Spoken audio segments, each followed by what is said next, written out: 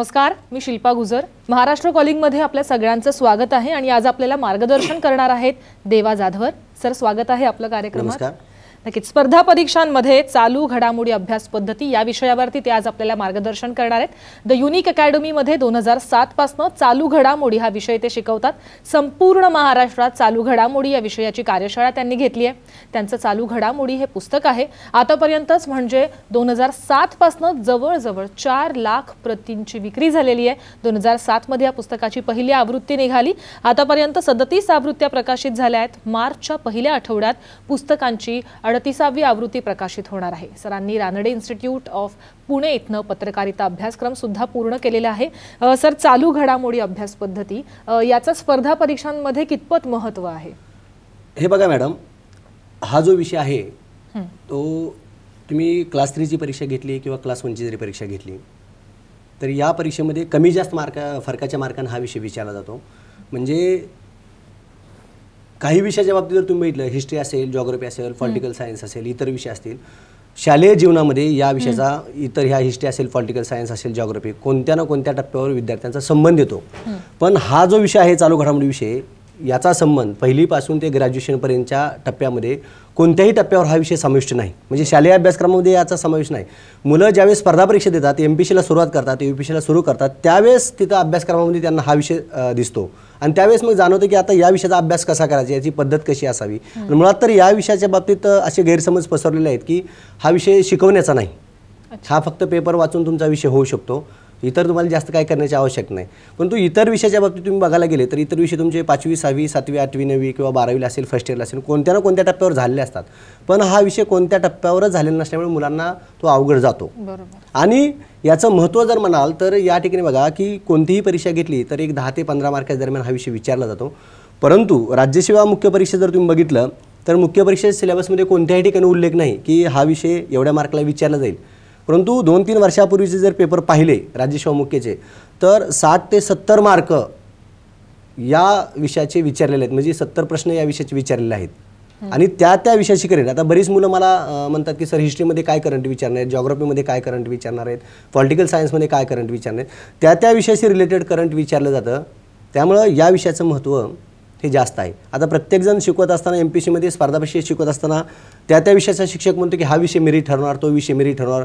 जिओग्राफीचा शिक्षक असेल तर तो सांगतो हा विषय मेरिट ठरवेल, हिस्ट्रीचा असेल तर तो सांगतो की हिस्ट्री हा विषय मेरिट ठरवेल. परंतु या ठिकाणी एक लक्षात घ्या की MPSCत पास होण्याकरिता तुम्हाला सगळ्या विषयाचा सरासरी अभ्यास असणं गरजेचं आहे. मी असं इथं विधान करणार नाही की चालू घडामोडीच तुम्ही अभ्यास करा, याचाच अभ्यास केल्यावर तुम्ही पास होताल.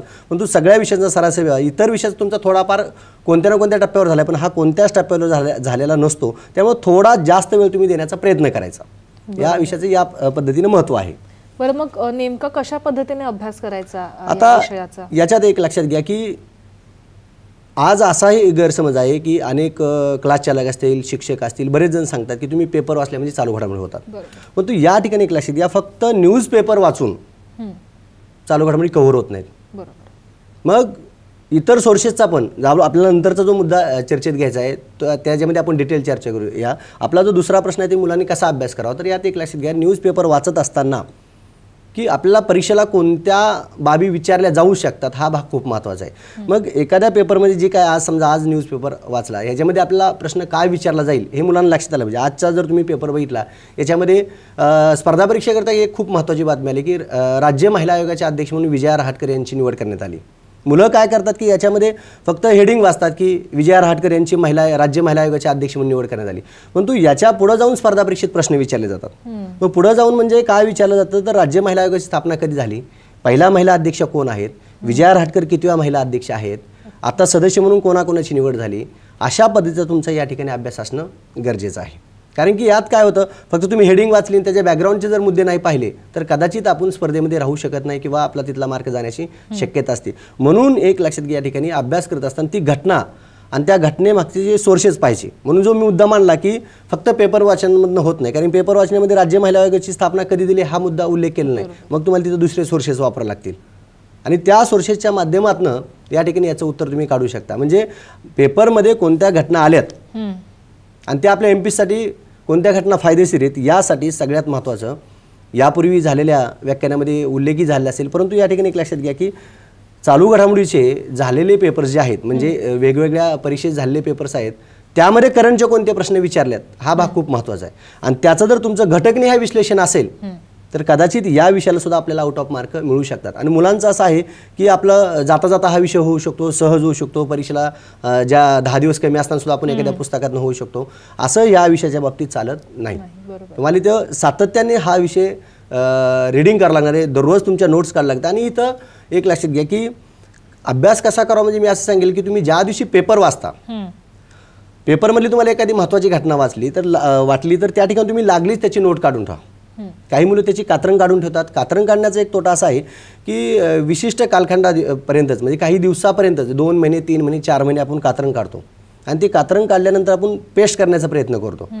आणि हा जो उपक्रम आहे तो कदाचित जास्त दिवस विद्यार्थ्याकडून चालत नाही, कारण की अनेक विषय असतात अभ्यास करणे, हा एकमेव विषय नाही आहे. त्याच्यामुळे शक्यतो कात्रण न काढता पेपरमध्ये आपण आज काय वाचले त्याच दिवसाच्या नोंदी त्याच दिवशी तुम्ही करा.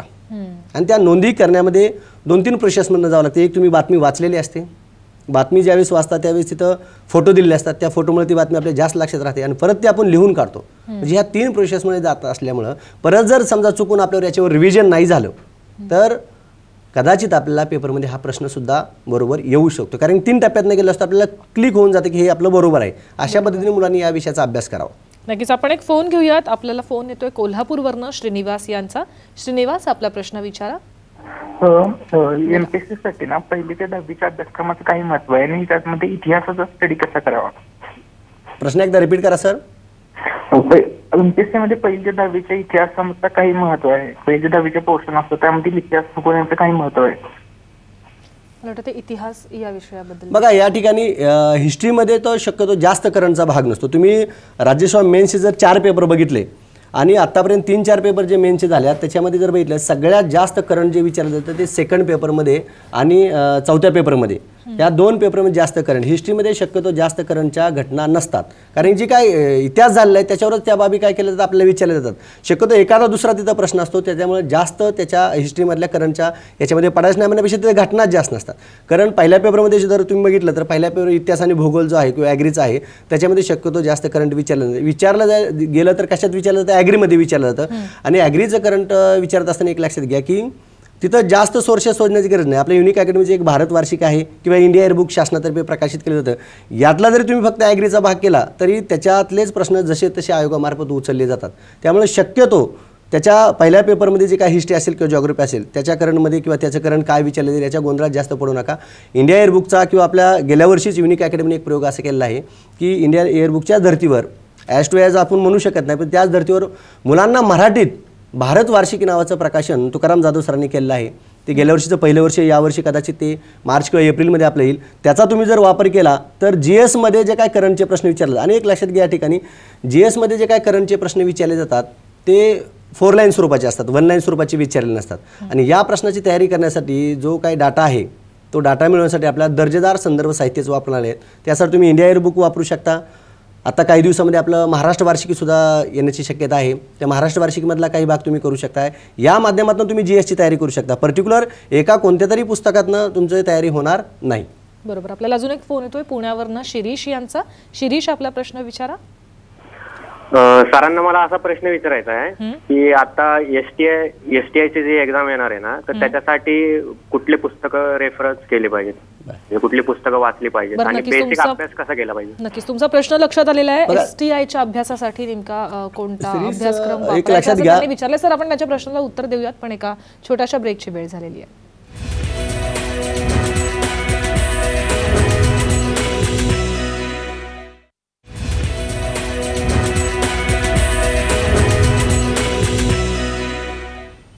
ब्रेकनंतर महाराष्ट्र कॉलिंगमध्ये आपल्या सगळ्यांचं पुन्हा एकदा स्वागत. चालू घडामोडी अभ्यास पद्धती यावरती आज आपल्याला मार्गदर्शन करतायत देवा जाधवर. ब्रेकवर जाण्यापूर्वी आपल्याला पुण्यावरनं शिरीष यांनी एक प्रश्न विचारला होता की STI संदर्भात त्यांनी कोणत्या बुक्स रिफर कराव्यात. शिरीष, बघा या ठिकाणी यापूर्वी STIच्या म्हणजे 2011-12 नंतर जो पॅटर्न झाला, म्हणजे पूर्वी 150 मार्काचा पॅटर्न होता STIचा, आता तो 100 मार्काचा झाला आहे. या 100 मार्काच्या पॅटर्नमध्ये जर तुम्ही बघितलं 2-3 एक्झाम झाल्यात त्याच्यामध्ये चालू घडामोडीचा उल्लेख असा केला की 15 मार्काच्या दरम्यान विचारला जाईल, म्हणजे आतापर्यंत 15 प्रश्न त्यांनी विचारले होते, परंतु सगळ्या पेपरचं ओव्हरऑल पेपरचं जर विश्लेषण केलं तर कंप्लीट 25 प्रश्न चालू घडामोडीचे विचारले जातात.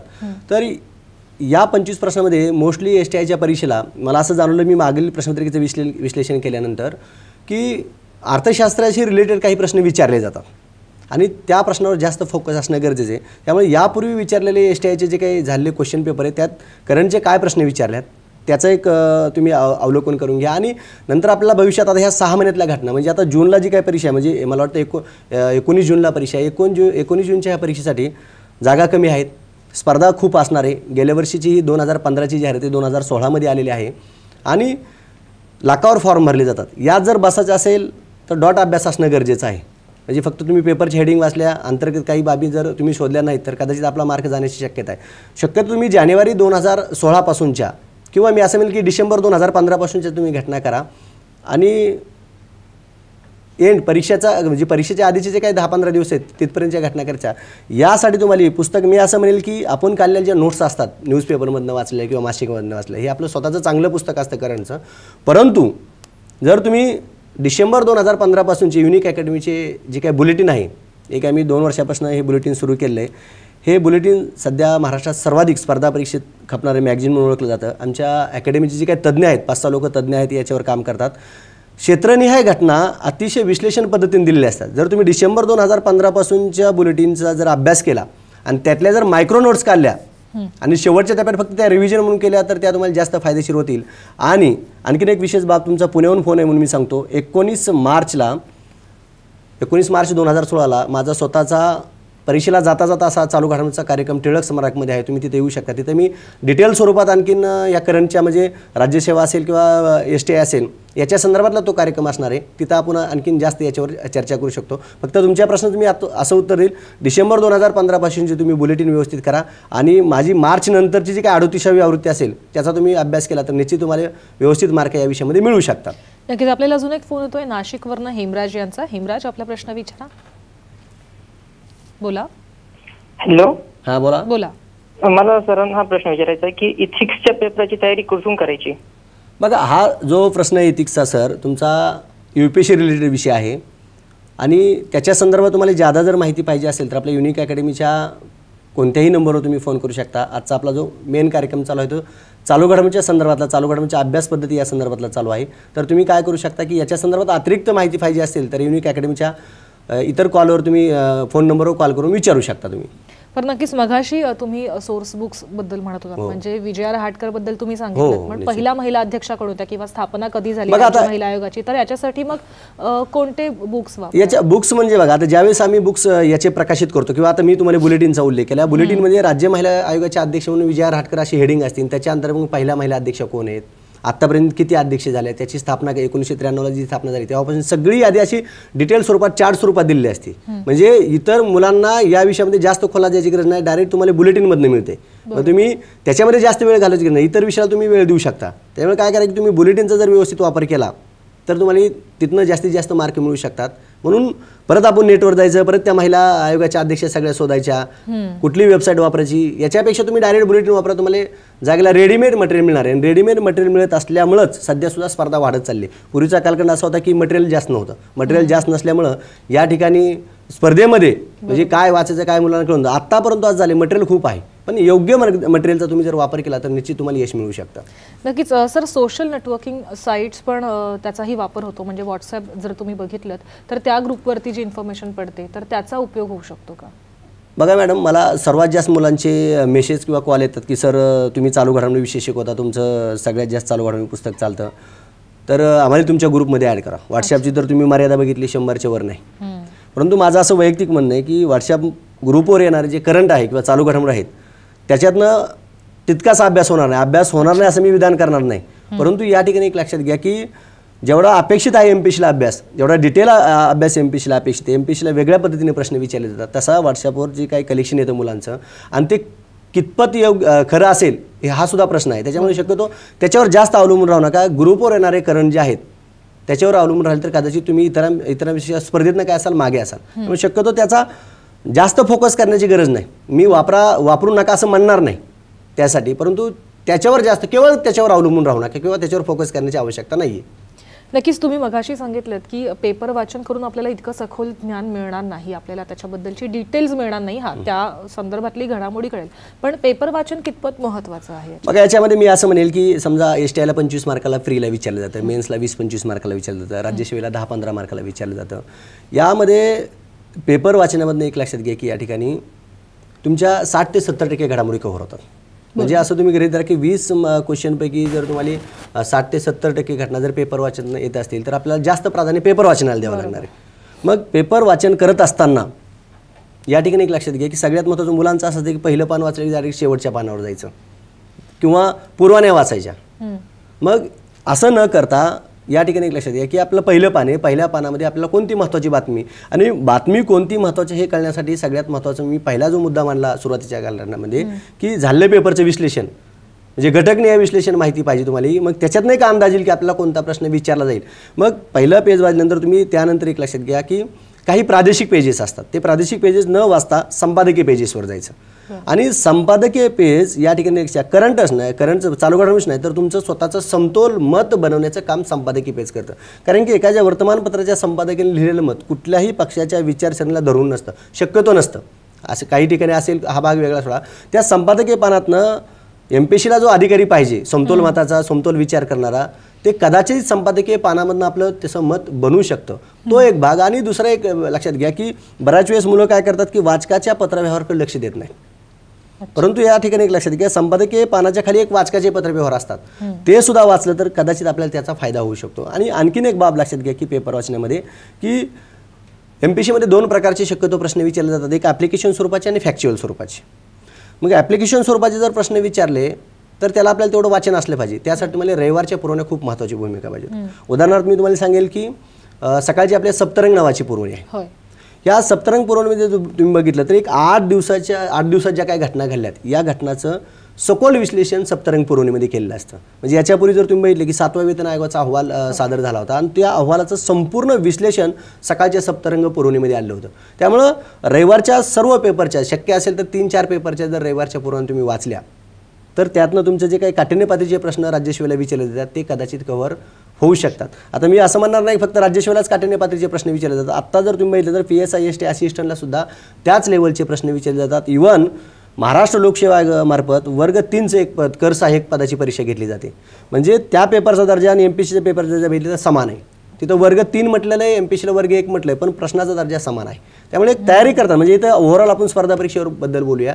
ही तयारी करत असताना एखादी घटना आणि त्या घटनेबद्दलची आपल्याला डिटेल्स गोळा करण्याचे आपण शक्यतो प्रयत्न करायचे जेणेकरून आपले त्या विषयामधले मार्क जाणार नाही. प्रॉब्लेम असा आहे ज्यावेळेस एखादा मुलगा ग्रामीण भागात तयारी करत असतो किंवा कुठलाही क्लास न लावता तयारी करत असतो किंवा कोणतेही मॅगझिन न वाचता तयारी करत असतो त्यावेळेस फक्त पेपरवर जर अवलंबून असेल आणि असे डिटेल स्वरूपात जर आयोगाने प्रश्न विचारले तर कदाचित आपले तिथले मार्क जाऊ शकतात. म्हणून इतर सोर्सेसचा तुम्ही वापर करू शकता. पेपर वाचण्याचं या पद्धतीने म्हणतोय. संपादकीय तुम्हाला कंपल्सरी वाचावं लागणार आहे, रविवारच्या पुरवण्या वाचावं लागणार आहे. आणि संपादकीय म्हणजे की आज झालेल्या घटनेवर दुसऱ्या दिवशी काय केले असते, भाष्य केले असते. त्यातनं आपलं स्वतःचं मत बी तयार होतं आणि ते मुलाखतीला सुद्धा आपल्याला फायदेशीर ठरतं. म्हणजे मुलाखतीमध्ये अशा पद्धतीचे आपले मतं विचारले जातात त्यावेळेस आपल्याला ते वाचन जास्त फायदेशीर ठरतं. नक्कीच. आपल्याला अजून एक फोन येतो इंदापूरवरनं माधवी यांचा. माधवी, आपला प्रश्न विचारा. बोला माधवी. हा, माझं नाव माधवी काळे. बोला. मला या परीक्षेच्या संदर्भात माहिती हवी होती की वयोमर्यादा किती आहे आणि त्यानंतर आता माझा मुलगा 10वीला आहे तर त्याला ह्या परीक्षा द्यायच्या आहेत तर त्यांनी आतापासून अभ्यास करायला काय हरकत आहे का या विषयाची? माधवी मॅडम, एक लक्षात घ्या की तुमचा खूप चांगला निर्णय की 10वीपासून तुम्ही मुलाला स्वप्न पाहता की आपल्या मुलाला IAS करायचं किंवा कलेक्टर करायचं किंवा या ठिकाणी DYSP करायचं किंवा तहसीलदार करायचं. तर या ठिकाणी एक लक्षात घ्या की आता वयोमर्यादेचा विचार न करता तुम्ही फक्त त्याला आता कोणत्या पद्धतीने तयारी करायची, कशा पद्धतीने तयारी करते या संदर्भात तुम्हाला मी मार्गदर्शन करेल. तर आपल्या अकॅडमीतर्फे 2 पुस्तकं प्रकाशित झाली जी नव्यानं मुलं ह्या स्पर्धा परीक्षेत येतात. आज का तुम्ही बघितलं असेल सर्व क्षेत्रातील अस्थिरता या कारणामुळे मुलांचा स्पर्धा परीक्षेकडे ओढा वाढलेला आहे. म्हणजे तुम्ही जर बघितलं तर कुठलेही MPSCने जाहिरात काढली 5 ते 7 लाख मुलं फॉर्म भरतात. मग या मुलांच्या स्पर्धेत टिकण्यासाठी सुरुवाती म्हणजे लवकरच आपण म्हणजे आम्ही असं सांगतो की 12वी झाल्यानंतर किंवा ग्रॅज्युएशनच्या पहिल्या वर्षापासून सुरुवात करा. तुमचा तर मुलगा 10वीला आहे तर मी असं सांगेल की आपल्या अकॅडमीचं 2 पुस्तकं आहेत. एक जे पुस्तक आहे एक आपल्या अकॅडमीचे मनोहर भोळे सर आहेत त्यांनी अभ्यास ते अधिकारी नावाचं पुस्तक लिहिले, थोडक्यात त्याला एमपीएससी प्लॅनर म्हटलं जातं. आणि दुसरं जे पुस्तक आहे तुकाराम जाधव सरांनी लिहिलेलं की आपल्याच अकॅडमीचे एमपीएससी प्लॅनर म्हणून आहे, जे एमपीएससी प्लॅनर म्हणून एक पुस्तक आहे. आणि दुसरं जे आहे ते अभ्यास ते अधिकारी आहे. अभ्यास ते अधिकारीमध्ये सरांनी सोप्या भाषेत, म्हणजे मी असं नेहमी म्हणतो त्यांच्या पुस्तकाच्या बाबतीत की एखाद्या विद्यार्थ्याला परिस्थितीमध्ये जर क्लास लावता आला नाही, तो विद्यार्थी गावात राहून गावातल्या एखाद्या झाडाखाली बसून जरी त्यांनी ते पुस्तक वाचलं तरी त्याला दिशा मिळणार आणि तो पहिल्या अटेम्प्टमध्ये सुद्धा पोस्ट काढू शकतो. त्यामुळे मी तुम्हाला अशी विनंती करेल, तुम्ही भोळे सरांचं अभ्यास ते अधिकारी आणि तुकाराम जाधव सरांचं एमपीएससी प्लॅनर या दोन बाबीचं प्राथमिक स्वरूपातल्या माहिती यामध्ये दिल्या आहेत. यातनं तुम्हाला एमपीएससी काय आहे, वयोमर्यादा किती आहे, आपण किती अटेम्प्ट देऊ शकतो, या सगळ्या बाबी त्यामध्ये डिटेल कव्हर केलेल्या आहेत. ठीक, नक्कीच ही महाराष्ट्र कॉलिंगमध्ये ही चर्चा अशीच सुरू ठेवायची. आणि आजच्या विषयासंदर्भात तुम्हाला जर काही प्रश्न असतील तर नक्की फोन करा. 02266843333 हा आमचा नंबर. घेते एक छोटासा ब्रेक.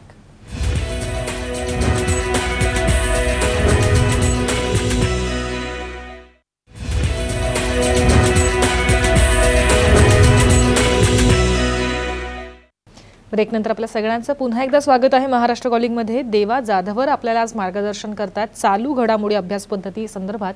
सर, आताच आपल्याला जो फोन येऊन गेला 10वीच्या विद्यार्थ्याचा की त्याच्या आईला अशी इच्छा आहे की त्यांनी काहीतरी बनावं बाबा, स्पर्धा परीक्षा द्याव्या, तर युनिक अकॅडमीमध्ये कोणते कोणते कोर्सेस आहेत आणि जर अशा मुलांना आत्तापासूनच जर तयारी करायची असेल तर त्याच्यासाठी काही कोर्सेस अवेलेबल आहेत का?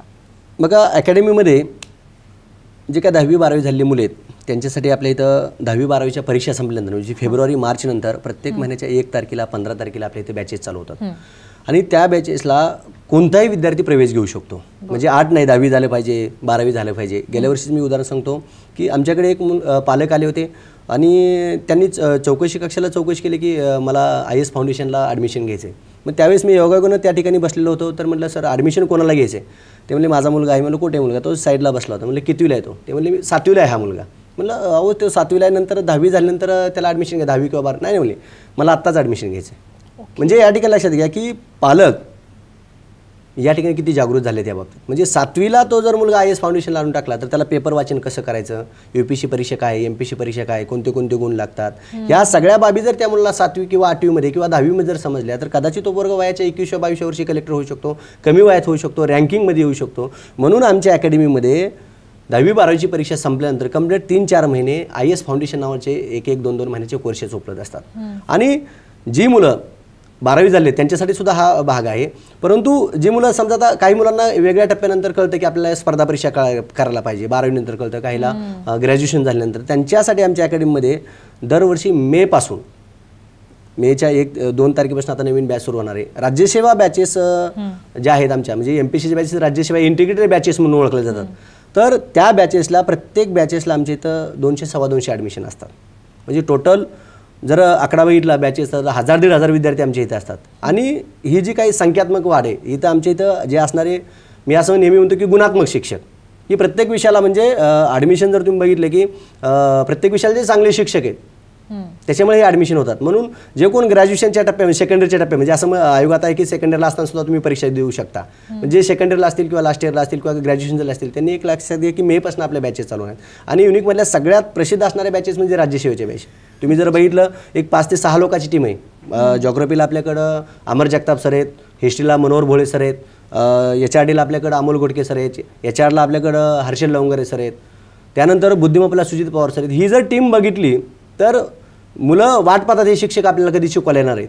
म्हणजे अशा पद्धतीचे कोर्सेस चालतात. त्याच्यामध्ये तुम्ही ॲडमिशन घेऊ शकता. ज्या मॅडमचा जो प्रश्न होता माधवी मॅडमचा, त्यांच्यासाठी मी सुचवेल की तुम्ही राज्यसेवेच्या बॅचेस आता ज्या काय मार्च-एप्रिलमध्ये बॅचेस सुरू होते IS फाउंडेशनला, त्याला तुम्ही ॲडमिशन घेऊ शकता. नक्की सर, मासिक आणि इंटरनेट याचा कसा उपयोग करू शकतो या गोष्टी? आता बघा, मगाजी जो मी उल्लेख केला की पेपर वाचननं फक्त 60 ते 70% अभ्यास होतो, मग राहिलेला 30% अभ्यास कुठनं करायचा? आता काही बाबी पेपरला येत नसतात. बरोबर. म्हणजे एकदा असा प्रश्न आला की CCTV कॅमेऱ्यानं संपूर्ण नियंत्रित असणारं भारतातलं पहिलं शहर कुठलं, याच्या संदर्भात पेपरला उल्लेख करणार. किंवा आता एक नुकतीच घटना झाली की तृतीय पंथाचं धोरण जाहीर करणारं देशातलं पहिलं राज्य केरळ ठरलं. हे पेपरला आलं नव्हतं, परंतु काही मॅगझिनमध्ये याचा उल्लेख आहे. म्हणून पेपर बरोबरच जर तुमची मासिकाची जोड असेल, म्हणजे काही खाजगी क्लासची मासिकं आणि मग आपल्या महाराष्ट्र शासनाचं लोकराज्य योजना, यामध्ये एक लक्षात घ्या की लोकराज्य तुम्हाला असं जनरल सांगितलं जातं की एमपीएससी तयारी करण्यापूर्वी तुम्ही लोकराज्य योजनेचा जास्तीत जास्त वापर करा, निश्चितच वापर करा. परंतु या ठिकाणी एक लक्षात घ्या की लोकराज्य हे जास्त करून प्रीसाठी फायदेशीर ठरतं. म्हणजे उदाहरणार्थ मी असं सांगितले की जानेवारी महिन्यामध्ये असिस्टंटची मेन झाली आणि त्यावेळेस एक पुस्तकाचं नाव विचारलं होतं की उनिकी नावाचं पुस्तक कोणी लिहिलं, तर आपल्या महाराष्ट्राचे राज्यपाल श्री विद्यासागर राव यांनी ते पुस्तक लिहिलेलं होतं आणि मुलं भरपूर पुस्तकाची यादी पाठ करून गेली वेगवेगळ्या पुस्तकातनं. म्हणजे लोकराज्यामधनं जर तुम्ही वाचलं असतं तर ते कदाचित तो तुमचा प्रश्न कव्हर झाला असता. मग मुलं परीक्षा झाल्यानंतर अरे हा प्रश्न कुठनं विचारला, म्हणून शक्यतो लोकराज्याचा जास्त वापर केला आणि मेनसाठी मात्र योजनेचा जास्त फायदा होतो. म्हणजे नेमकं दोन्ही भाषेत आपल्याला कधी यूज करायचं. आणि शेवटी मी माझ्या पुस्तकाच्या आवृत्तीमध्ये जे का आपलं चालू घडामोडीचं युनिक अकॅडमी माझं देवाजाधवचं पुस्तक प्रकाशित करतं, त्याच्यामध्ये एक सेक्शन केला मी लोकराज्य योजनामधील महत्त्वाचे मुद्दे. काही वेळेस काय होतं, विद्यार्थी समजा आता राज्यसेवेची परीक्षा फॉर्म भरल्यानंतर मग अभ्यास करायला सुरुवात करतो, मग त्याला जुने लोकराज्य वर्षाचे मिळत नाहीत. मग त्या सगळ्या लोकराज्यामधले महत्त्वाचे जे काही मायक्रो मुद्दे आहेत ते सगळे मी पुस्तकात कव्हर करतो. तर जर कोणाला लोकराज्य आणि योजना पाठीमागील मिळत नसतील तर माझ्या आवडीत तुम्ही फायदा म्हणजे वाचन केलं तर निश्चित तुम्हाला फायदा होऊ शकतो. नक्की सर, अभ्यास नेमका कशा पद्धतीने करायचा, म्हणजे एकट्यानं करायचा की ग्रुपने करायचा? आता हा शेवटी अभ्यास कसा करायचा याबाबत हा व्यक्तिगत प्रश्न आहे, किंवा काही लोक म्हणतात की एकट्याने करायला पाहिजे, काही लोक म्हणतात ग्रुपने करायला पाहिजे. परंतु या ठिकाणी एक लक्षात घ्या की माझं असं म्हणणं आहे की हा अभ्यास म्हणजे चालू घडामोडी विषयाचा अभ्यास शक्यतो ग्रुपने करावा. एकट्याने केल्यानंतर त्यातले जे काही बिट्स म्हणजे याच्यात एक लक्षात घ्या, करंटच्या इतर विषयाच्या बाबतीत तुम्ही म्हटलं तर प्रश्नाची काठिण्य पातळी वाढत चालली, पण करंटमधल्या प्रश्नाची देखील काठिण्य पातळी वाढत चालली. परंतु इथं शक्यतो ॲप्लिकेशन स्वरूपाचे प्रश्न न विचारता फक्त डाटा विचारला जातो. म्हणजे उदाहरणार्थ मी तुम्हाला असं सांगेल की रोहित शर्मानं वन डेमध्ये 2 वेळा द्विशतक का केलं असं आयोग विचारत नाही. बरोबर, ते कोठे केलं, कोणाविरोधात केलं, अशा स्वरूपाचे प्रश्न. म्हणजे आयोगाला अपेक्षित काय की त्या घटनेबद्दलची सर्वांगीण माहिती अपेक्षित आहे. त्याच्यामुळे या ठिकाणी लक्षात घ्या की तुम्ही अशा म्हणजे ग्रुपनं जर अभ्यास केला तर त्यातले बिट्स माहिती होतात. एखाद्या मुलाला माहिती असेल की रोहित शर्माने या संघाविरोधात केलं, दुसऱ्या ग्रुपमधला असेल की दुसऱ्या संघाविरुद्ध केले, त्याला कदाचित ते माहिती असतं. म्हणून शक्यतो ग्रुप स्टडीवर तुम्ही ओव्हरऑल अभ्यास जरी ग्रुप स्टडीने केला तर निश्चितच फायदा होतो. परंतु या ठिकाणी एक लक्षात घ्या, ग्रुपमध्ये अभ्यास करत असताना आपला जो अभ्यास आहे म्हणजे ग्रुपमध्ये असणारे जे सहकारी त्यांचा तितक्याच तोलाचा अभ्यास असणारा ग्रुप शक्यतो असावा. आणि शक्यतो 3 ते 4 मुलाच्या वर ग्रुप नसावा. नाहीतर 3 ते 4 मुलाच्या वर जर ग्रुप असेल तर कदाचित आपल्या अभ्यासाची चर्चा होईल की नाही हा प्रश्नचिन्ह असतो. बरोबर, नक्कीच. आपण एक फोन घेतोय औरंगाबादवरनं, विनया यांचा. विनया, आपला प्रश्न विचारा. विनया बोला. मॅडम, मला सरांना प्रश्न विचारायचा होता. विचारा. की कमी वेळात कसा अभ्यास करायचा? माझ्या मुलीने फॉर्म भरलेला आहे, पोस्ट ग्रॅज्युएशन झालेलं आहे तिचं एमकॉम, तर एमपीएससीचा फॉर्म भरलेला आहे तिनं, तर कमी वेळ राहिलेला आहे. तर त्या वेळात कसं कव्हर करायचं सगळं आणि कोणते हे यूज करायचे परफेक्टली ते तिला विचारायचं होतं सरांना. बरं, बघा आता या ठिकाणी त्यांचा असा प्रश्न आहे की कमी वेळात अभ्यास कसा करावा. तर या ठिकाणी एक लक्षात घ्या की आत्ताचं जे काही एमपीएससीचा पॅटर्न आहे म्हणजे 2010 नंतर जर तुम्ही बघितलं तर अभ्यासक्रम बदलला आहे आणि स्वरूप देखील बदलले. पूर्वी असा प्रकार होता की एखादी जाहिरात आल्यानंतर म्हणजे जाहिरात समजा जानेवारीमध्ये आली आणि परीक्षा एप्रिल किंवा मेमध्ये असेल तर त्या जाहिरात आल्यापासून अभ्यास केला तरी पोस्ट मिळायची किंवा अभ्यास कव्हर व्हायचा. परंतु आत्ताचा एमपीएससीचा जो पॅटर्न आहे तर आमचं असं म्हणणं असं की जाहिरात आल्यापासून जर तुम्ही अभ्यास केला तर शक्यतो तो कव्हर होत नाही. म्हणजे आपलं टार्गेट असलं पाहिजे की 2016ची आपल्या परीक्षा द्यायची, 17ची परीक्षा द्यायची, तर किमान 1 वर्ष आधी तुमचा अभ्यास असू लागतो. आता तुम्ही कमी वेळात म्हणतो तर मी असं तुम्हाला सांगेल जर तुम्हाला आता इथं नोट्स काढणं तर शक्यच नाही कमी वेळामध्ये, तर जे काही उपलब्ध पुस्तक आहेत, गाईड आहेत, आता संदर्भग्रंथ तर वाचणं शक्य नाही, जे काय गाईड स्वरूपातले जे काही प्रायव्हेट कोचिंग क्लासेस जी काही पुस्तकं आहेत आपल्या अकॅडमीची वेगवेगळ्या विषयाचं, आता नुकतंच सीशॅटचं अपर्णा दीक्षित मॅडमचं पुस्तक कव्हर झालं आहे, तर किमान 2दा जरी व्यवस्थित रिडिंग झाली तुमची, 2दा जरी किमान, तरी काही प्रश्नाचा आपल्याला अंदाज येऊ शकतो. म्हणजे कमी वेळात तयारी कशी करावं या प्रश्नाचं उत्तर देणं जरा अवघडच आहे. अवघड याच्यासाठी की परीक्षा पॅटर्न खूप आता बदललेला आहे आणि ह्या बदलल्या पॅटर्न तयारी करण्यासाठी किमान तुम्हाला 1-1.5 वर्ष आधी वेळ द्यावा लागतो. बरोबर. पण तरी पण तुम्हाला जर या प्रश्नाचं उत्तर पाहिजे असेल तर मी असं म्हणेल की जे काही आपली गाईड स्वरूपातली पुस्तकं आहेत त्याचा तुम्ही जास्तीत जास्त वापर करून अभ्यास करू शकता राहिल्या दिवसामध्ये. बरं, या वेळेच्याच अनुषंगाने मला एक प्रश्न पडलाय, तो म्हणजे नेमकं किती वेळ अभ्यास करायला पाहिजे एखाद्या विद्यार्थ्याने या विषयात? बघा आता याच्यात काही सक्सेस झालेले कॅन्डिडेट तुम्हाला सांगतात की 12 तास अभ्यास केला, 15 तास अभ्यास केला, 17 तास अभ्यास केला. काही विनोदाने असंही म्हणतात की डॉक्टर बाबासाहेब आंबेडकरचं रेकॉर्ड मोडले मी, 18 तास अभ्यास करण्याचा, एवढा मी अभ्यास केला. परंतु आमचं असं प्रामाणिक मत आहे, जी काय आमची युनिकची टीम आहे, की सातत्यानं, ह्यात सगळ्यात महत्त्वाचा शब्द एक लक्षात घ्या, सातत्यानं जर तुम्ही फक्त रेग्युलरली वर्षभर 5 ते 6 तास वेळ दिला तर एकाच कुठल्या तरी कालखंडात 10-12 तास अभ्यास करण्याची आवश्यकता नाही. एक वर्षाचा जो आपला युनिक अकॅडमीचा इंटिग्रेटेड नावाचा जो कोर्स आहे तो वर्षभर रेग्युलर बॅच केली आणि ती बॅच रेग्युलर करून तुम्ही 4 ते 5 किंवा 6 तासाचा वेळ दिला तर आपल्याकडे अशी उदाहरणं आहेत मॅडम की एका वर्षामध्ये बॅचला मुली आल्या आणि DYSP DC मुली झालेत किंवा तहसीलदार झाले किंवा मुलं झालेली आहेत. म्हणून त्याची सगळ्यात महत्त्वाचं तुम्ही असं वेळेचं तुम्ही तासावर ठरवू नका. काही माझ्याकडे असे कॅन्डिडेट आहेत की तुम्ही जर बघितलं की पुण्यामध्ये स्पर्धा परीक्षेचं माहेरघर म्हटलं जातं तर त्या ठिकाणी 12 तास अभ्यास करणारा एक अभ्यासिकेतला मुलगा आणि एक मुलगा असा की 4च तास अभ्यास करतो. बऱ्याच वेळेस असं झालं की 12 तास अभ्यास करणाऱ्या मुलांचा रिझल्ट निगेटिव्ह आला आणि 4 तास अभ्यास करणाऱ्या मुलांचा रिझल्ट पॉझिटिव्ह आला आहे. मग इथं तासाचा मुद्दा नाही. तुम्ही कोणते रेफरन्स बुक वापरता, तुमची ग्रॅस्पिंग पॉवर किती, तुम्ही नोट्स काढता की नाही, हा भाग खूप या ठिकाणी महत्त्वाचा आहे. नक्कीच महाराष्ट्र कॉलिंगमध्ये ही चर्चा अशीच सुरू ठेवतोय आणि आजच्या विषयासंदर्भात अर्थातच चालू घडामोडी अभ्यास पद्धती संदर्भात तुम्हाला जर काही प्रश्न असतील तर जरूर फोन करा. 02266843333 हा आमचा नंबर. घेते एक छोटासा ब्रेक.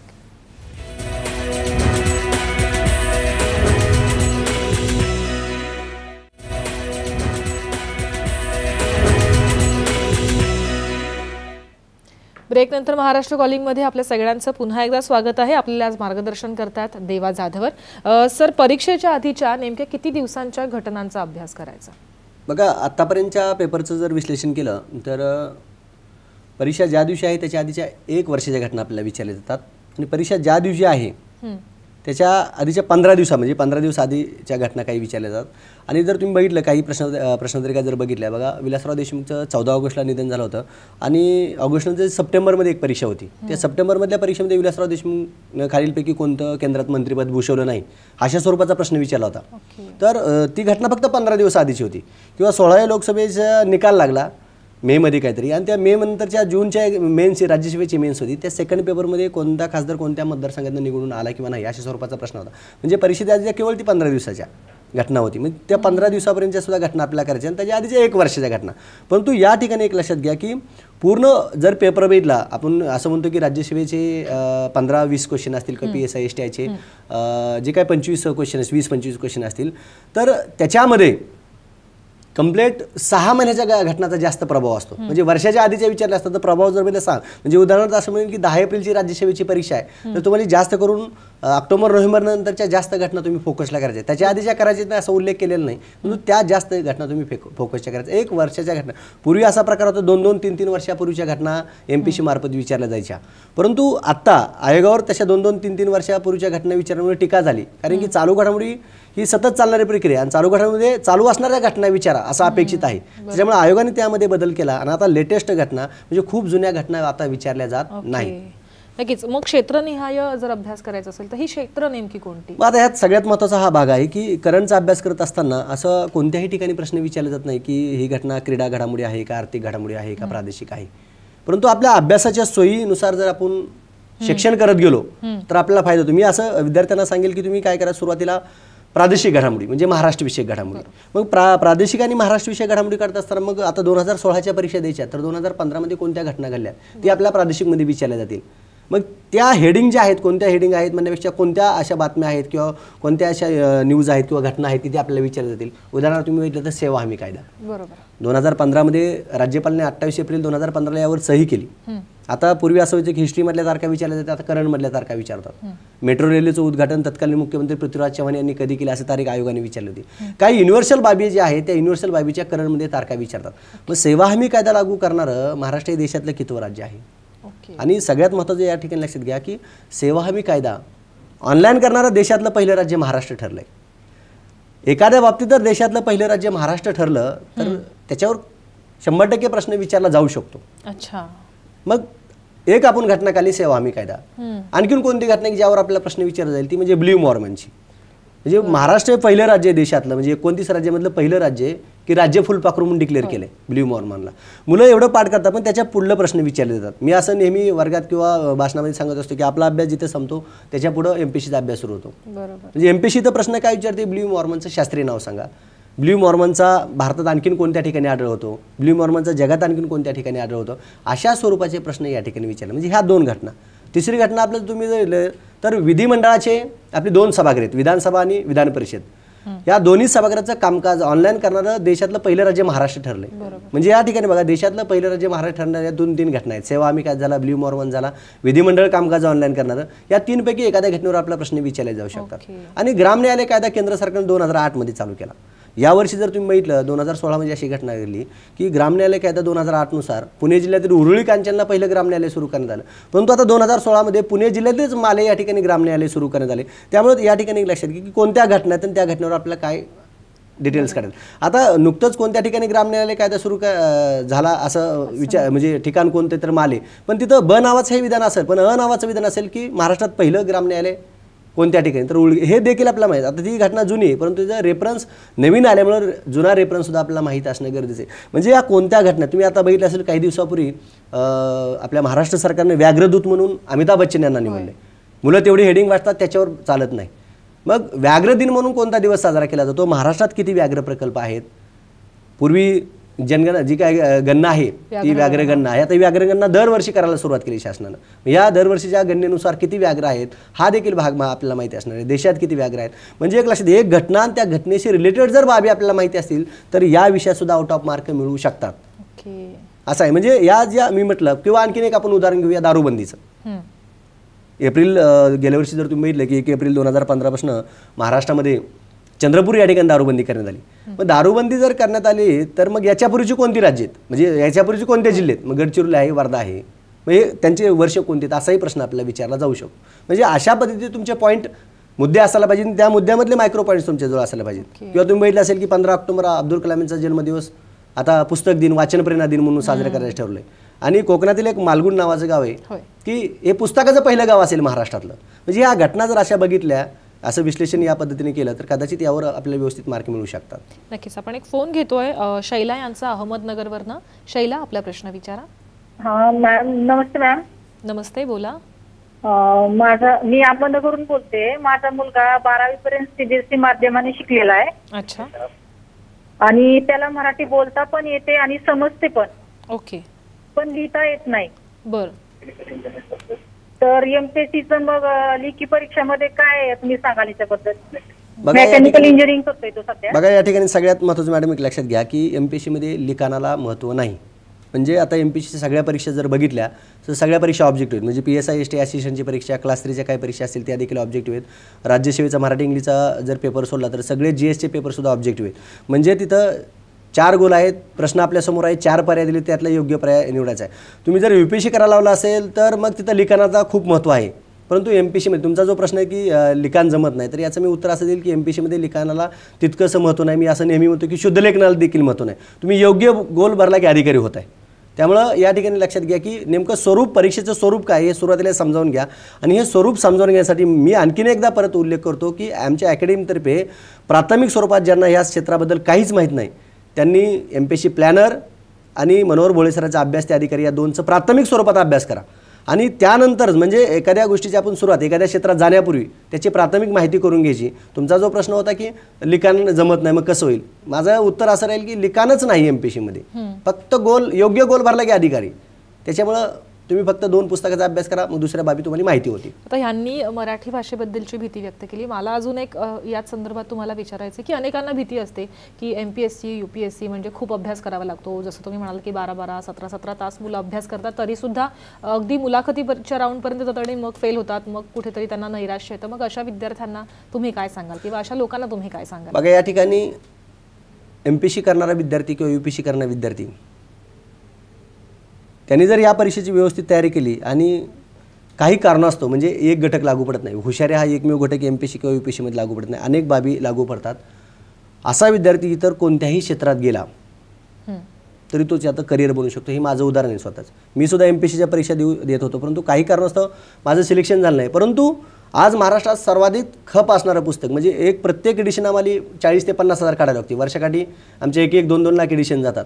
एमपीएससी UPSC करणाऱ्या विद्यार्थ्याला काही कारणास्तव जर यश मिळालं नाही तर तो दुसऱ्या क्षेत्रामध्ये जाऊन इतरांपेक्षा सरस ठरू शकतो. अनेक उदाहरणं त्याचे आहेत, आपल्यासमोर अनेक घडलेले आहेत. त्याच्यामुळे एक लक्षात घ्या की तिथं नैराश्य आलं मग मी काय करू, याच्यापेक्षा हा जर अभ्यास तुम्ही केला तर इतर क्षेत्रात जर तुम्ही इतर क्षेत्रामध्ये करिअर केलं तर निश्चितच तुम्ही इतरांपेक्षा काय वेगळं होणार आहे.